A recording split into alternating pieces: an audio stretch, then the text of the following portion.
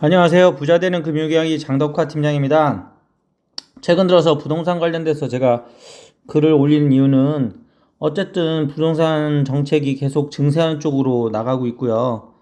그로 인해서 여러 가지 결국에는 부동산 매매를 하시거나 취득을 하시거나 양도하시거나 증여하시거나 뭐 여러 가지 일들을 하실 때 돈이 발생되고, 또 하나는 그쪽으로 이제 생각을 하시다 보면 금융 자산에 있는 돈 중에서 또 부동산 쪽으로 또 써야 되잖아요.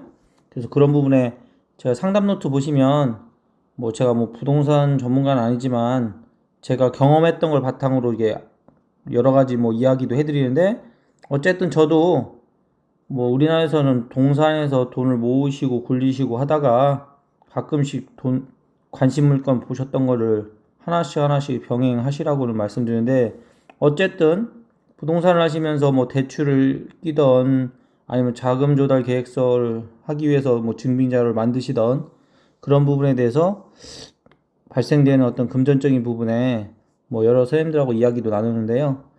오늘은 증여, 증여 관련 제가 증여를 했던 거와 또 그걸 매도하면서 일시적 1가구 1주택 비과세 혜택 받는 부분에 제가 이제 직접 2월 달인가 2월 달쯤인가 3월 초인가 업무 처리했던 거, 그걸 근거로 해서 설명을 드릴게요. 제가 동영상 이렇게 찍고 유튜브에도 가끔 올리는데 편집하려면 좀 시간이 많이 걸려서 최대한 편집 안 하고, 좀 글씨가 좀 약간 악필이거나 말이 좀 발음이 좀 부정확한 부분도 좀 이해를 해주시고요. 왜냐면 편집을 하려다 보니까 너무 시간이 많이 걸려서 차라리 자주 이제 올리지를 못하더라고요, 제가요. 어쨌든 본론을 말씀을 드리겠습니다. 네, 증여계약서 보시면 제 2014년도 12월 14일 날 2014년 12월 31일 이제 살고 있던 집을 세금 문제 때문에, 이때도 다른 쪽에 집을 취득하면서 그 취득세 감면 혜택을 받기 위해서 하여튼 증여를 한 게 있어요. 그거 하여튼 세금 때문에 와이프한테 증여를 했고, 배우자에게 증여를 하면 증여세는 없죠. 왜냐면 6억까지는 증여세가 없고요. 하지만 취득세가 발생되잖아요. 근데 이제 2014년도 12월 31일만 해도 취득세 뭐 1.1%니까 뭐 그 정도 세금 내는 것보다는 차라리 다른 것으로 인해서 이 가구로 인한 취득세보다는 이 증여로 인한 취득세가 더 쌌기 때문에 제가 법무사님 아는 분을 통해 가지고 증여계획을 맺었던 거고요. 그러고 나서 이제 이렇게 살고 있다가 최근에 또 요 살고 있는 집을 매도하면서 일시적 1가구 2주택 혜택을 보기 위해서 업무 처리를 한 거고요. 자, 다음. 처음에는 이제 국세청 홈택스 들어가가지고 양도소득세 신고로 여기 보시면 신고 납부 들어가서 양도소득세 들어가서 여기 보시면 예정신고, 왜냐면 기존에 있는 주택을 매도를 하게 되면 2개월 이내 그 해당 뭐죠 갑자기 생각나네. 그 잔금을 치른 날 기준, 이제 잔금 치른 그 날이 속한 그 달로부터 2개월 이내에 양도소득세 신고를 해야 되잖아요. 예를 들어서 뭐 19년도 1월 5일 날 잔금을 치렀다. 그럼 이제 그 1월 말일이 로 해가지고 2개월 이내니까 뭐 19년도 최대한 4월 1일까지, 뭐 그 전에 하면 되겠죠. 아마 3월 31일까지 하는 게 가장 편하겠죠. 이렇게 양도 신고를 해야 되잖아요. 근데 이제 여기 들어가 봤더니 저는 1세대 1주택 비과세 항목은 있어서 이거는 쉬운데, 저는 이제 1세대 1주택이 아니라 일시적인 1가구 1주택이다 보니까 뭐 이것저것 뭐 넣는 것도 많고 복잡하더라고요. 또 하나는 이제 명의가 제 걸 된 게 아니라 또 와이프 이름으로 된 것을 또 양도세 신고하려니까, 제가 대신해서 신고하려니까 좀 복잡한 부분이 있어가지고 몇 번 이걸로 하려고 막 하다가 도저히 안 돼가지고 결국에 그 가까운 서대전 세무서 들렸고요. 서대전 세무서 4층에 가면 이렇게 양도소득세 상속하는 데 있어요. 여기 딱 들어가셔가지고 왼쪽으로 딱 들어가면 여기 도와주시는 분이 계시고, 여기에 관련된 서류도 있어요. 이렇게 딱 들어가시면 이렇게 증여세 뭐 여기 보면 다 설명도 돼 있고, 요즘은 양도세 간편신고서, 여기는 비과세 1세대 1주택 있고요. 근데 저는 일시적이기 때문에 이건 해당이 안 되고, 여기 간편신고서 여기 들어가면은 간편신고하는 게 있었어요. 그래서 여기 양도세 비과세 신고서 여기 보시면 여기 보면 비과세 사유별 해당 락지 체크해서 2번 대체 취득을 위한 일시적 일가주택 요거에 해당되기 때문에 저는 이제 좀 서류를 간단하게 하기 위해서 가가지고 서류도 작성하고 또 거기 게시물한테 물어도 보고, 또 여러 가지 뭐 세무서 자주 다니거나 아니 국세청 홈테스트 자주 들어가 보면은 이것저것 도움되는 정보들을 많이 얻을 수 있어서 좋습니다. 어쨌든 여기 있네요. 3월 뭐 날짜가 왜 없지? 하여튼 3월 며칠, 하여튼 3월 달에 제가 신고했네요. 잠깐만요. 3월 8일. 네.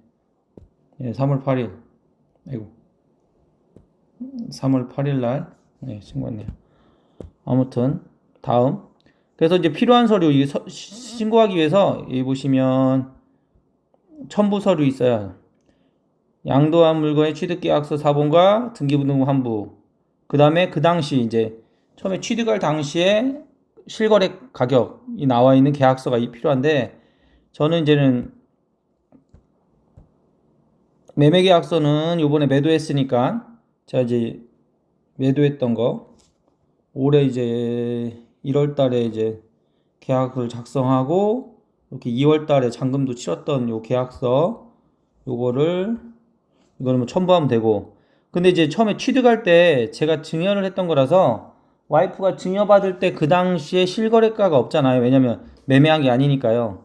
그래서 이제 국토교통부 실거래가 공개 시스템에 들어가시면 여기 아파트를 체크하시고 들어가시면 제가 처음에 증여했던 그날, 그러니까 2014년도 12월 31일과 가장 가까운 그날에 거래됐던 제가 거주한 그 아파트의 실거래 가격이 나와요. 이렇게 검색을 해가지고 그래서 이렇게 출력을 해서 이것도 첨부했어요. 이렇게 잠깐만요. 이런 식으로 여기 보시면 건축 여기 2014년도 이렇게 나오고 2014년도 그 다음에 12월 31일 날 전 증여했으니까 그때 12월 달에 거래됐던 것 중에 제가 살고 있는 그 평형수와 맞는 건축 면적, 전용 면적이 맞는 것 중에 가장 근접한 날에 거래됐던 거, 네, 15일. 네, 그렇게 해가지고 요걸 출력해서 첨부 서류로 같이 첨부를 했고요. 그리고 여기 등기부등본, 이게 저 같은 경우 좀 등기부등본 늦게 떼어서 언제 떼냐면 3월 6일 땄던 거. 그러면 그 잔금 치러가지고 그 우리 매수했던 분이 여기 다 등기부등산에 뭐 매수자 새로운 매수자도 인적사항도 다 나와 있는 상태로 등기부등본을 출력해가지고 일시적 1가구 2주택 비과세 감면을 받기 위한 서류 접수를 완료를 했습니다.